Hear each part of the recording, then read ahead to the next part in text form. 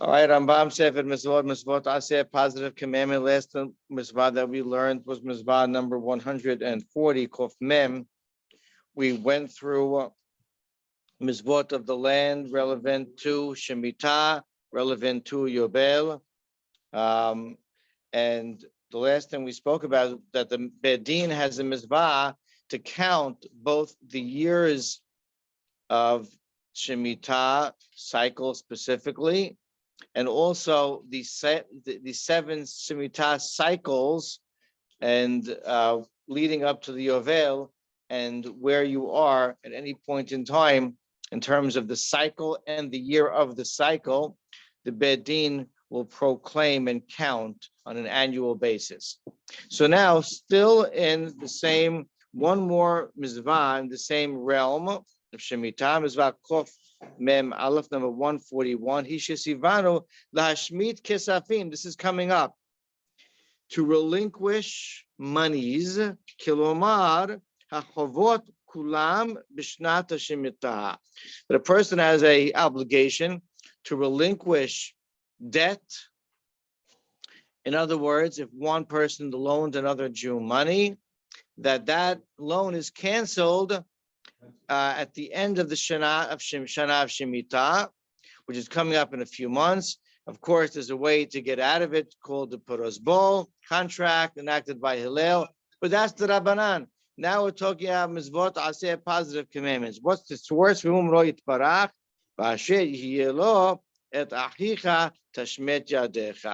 Should you have an outstanding loan, you're the creditor, and it hasn't been paid back yet, you must pull your hand back, you must relinquish the loan, it must allow it to fade and to cancel. This is repeated elsewhere by saying, and by the way, this is the Misvah is also from Parashat Behar. V'zeh davar Shemitah kol ba'al masheh yado. V'lashon HaTosefta b'shtei shematot hakatuv medaber, achad shematot karkaot v'achad shematot kesafim. So Tosefta explains that the pasuk when it speaks of hashmata, which is relinquishing or releasing, is referring to both the releasing of lands, and that is at the Yobel year, and also the relinquishing of loans. So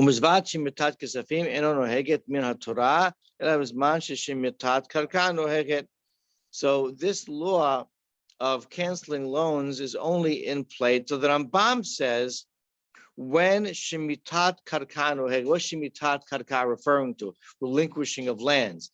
That's another way of saying when Yovel is in play. In other words, only when the Mizvah of Yovel is in play, which the Rambam explained a few Mizvot ago, is only when the Am Yisrael's on their land and the Shevatim and the tribes are in their situated boundaried areas. That's when the law from the Torah of relinquishing loans is in play as well. B'chol makom, everywhere, even outside of Israel. Happens to be big mahlok rishonim in terms of hashmatat kesafim, whether it's in play nowadays. You just saw from the Rambam, from the Torah law, it's not in play, although rabbinically speaking, it is. Some say it's even in play in Torah law. Some say it's not even in play rabbinic law. But halakha is that it's still in play midrabanan. I'm lengthening here only because it's coming up in a few months, and therefore people that have loans outstanding, if they want to keep them, they have to employ the Puros Bol instituted by Hillel.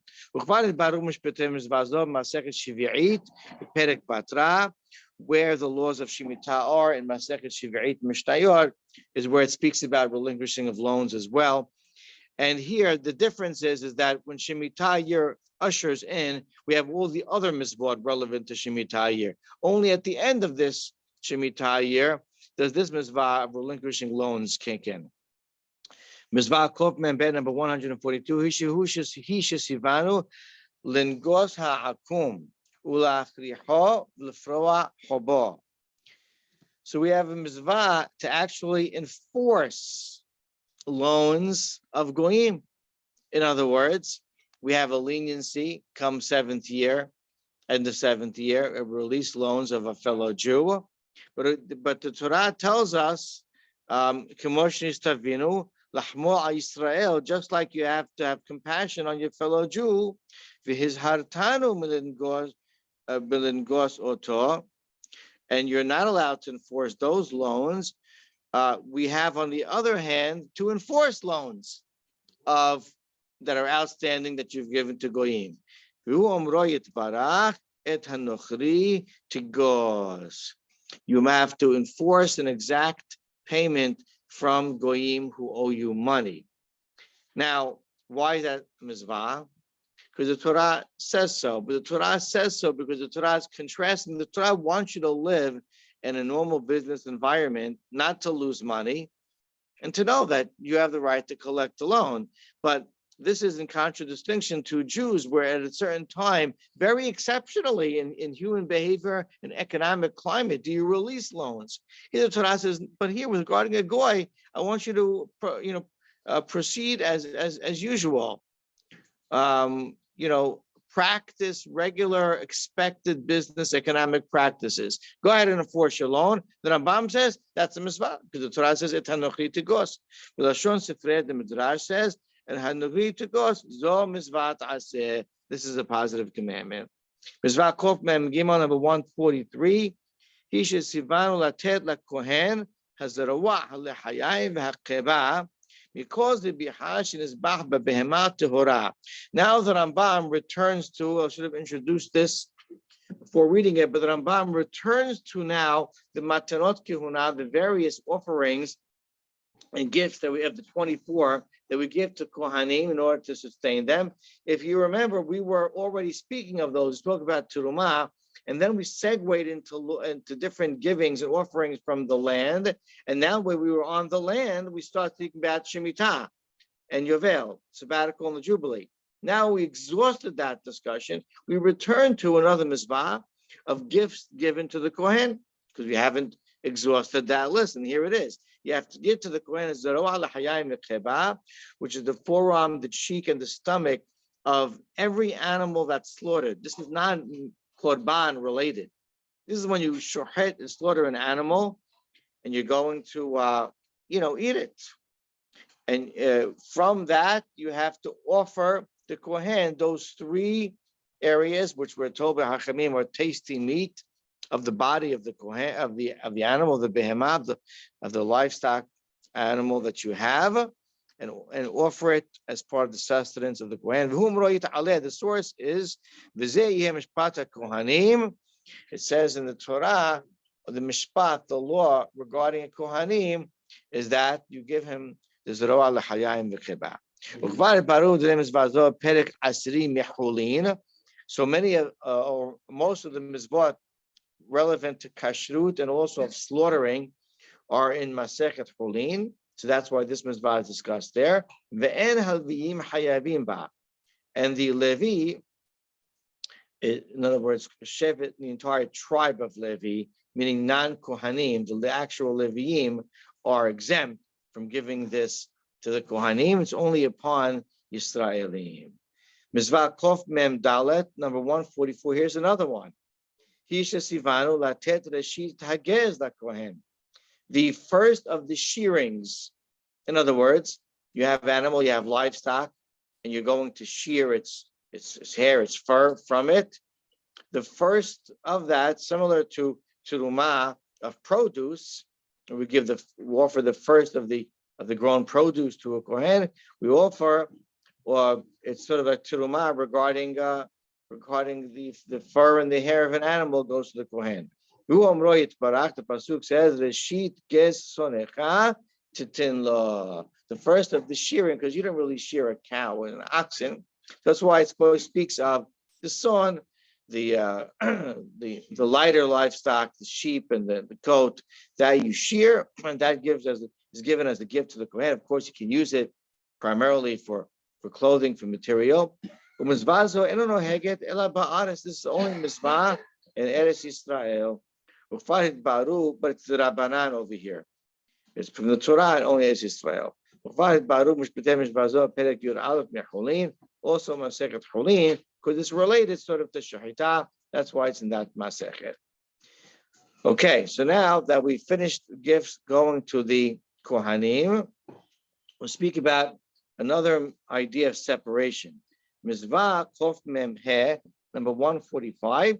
He shesivanu ladun bidine haramim.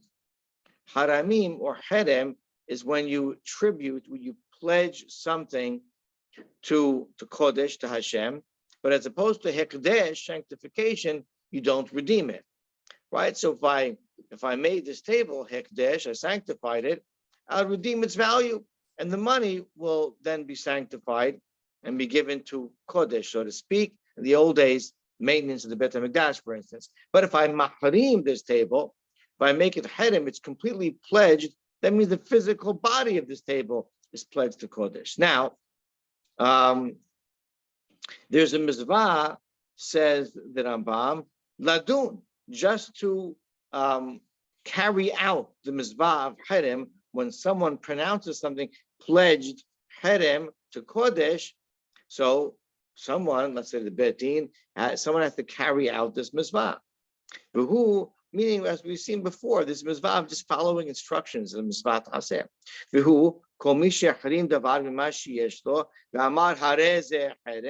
meaning someone that's mahrim and pronounce something herem, so this mizvah, although it's a mizvah related to sanctification and separation, it also happens to be, the Torah says that it goes to the Kohen. Unlike Hekdesh, that goes to the Beit HaMikdash, herem goes to the Kohen, unless you specified that herem, this herem, this thing that you're pledging, goes to the maintenance of the Beit HaMikdash, in which case it would be. And that's why this is not a classic matanot kihuna, because you have a choice here if you wanted to. The default goes to the Kohen. Histam haramim lekohanimu. Default, it automatically goes to the Kohen if you pronounce it herem. The pasuk says, "Ah koherem asher yahuram min hadam." The pasuk says goes to the Kohen. V'ramaz lanu al heyot stam haramim lekohanim. How do we know the default offering goes to the Kohen? There's a hint. Ne'emar kisdeh ha'herem lakohen tihiyeh. Elsewhere it says, like regarding another giving of Kohen, like the field of herem, this also shall be to the Kohen. And that pretty much shows you that herem goes to the Kohen. This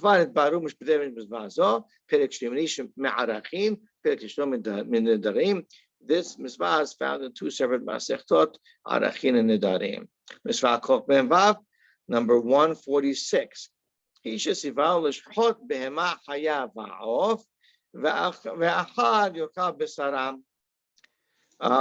mizvah of shechita. The idea of performing shechita properly as per the specifications of Torah, when you slaughter an animal and only then eating it, is a positive command from the Torah. The only way that I can access the meat of an animal is through the vehicle called shechita, slaughtering. And again, the Torah has instructions for this. If you perform shechita with all the specificities, all the halachot that are set out from the Torah, and of course, many Rabbanan also, but here we're talking from a Torah standpoint, you're performing a mizvat aseh. The source for this is here the word zabachta is not referring to offering. It's a dual usage, that word. Sometimes it refers to an offering of korban, but sometimes it just refers to zibiha, shechita, slaughtering. For Lashon Sefer, the Midrash says, "V'zabachta ma muktashin b'shchita, cholim b'shchita." So we take advantage of the dual usage of the word ziviha, zabachta, and make that comparison. That just like we know, explicitly speaking, that a basar kodesh, when you offer a korban, you have to slaughter and do shechita in order to eat it. Because of the usage of the word v'zabachta, we also know that when you want to eat choline, mundane food for yourself, meat, you have to access it only through shechita. Kasher siviticha, the Midrash continues and says, like I commanded you, melamed, shinistava Moshe, ala vesev ala kaneh, ba'al rov echad, ba'al rov shnayim v'behema. There's many laws in shechita that halakha Moshe Misinai. The Torah does not specify anything of the procedure of slaughtering. And so kasher siviticha teaches us that Moshe Rabbeinu was taught regarding the windpipe and the trachea, the pipes that have to be slaughtered when you do shechita, that most of one of them with a bird and most of both with the other animal, with the livestock that you slaughter. Of course, the home of the laws of shechita, a large part of Masechet Cholin deals with the laws of shechita. Let's do one more because it's related. Last one, Misvot Chof Mem Zayin, number 147.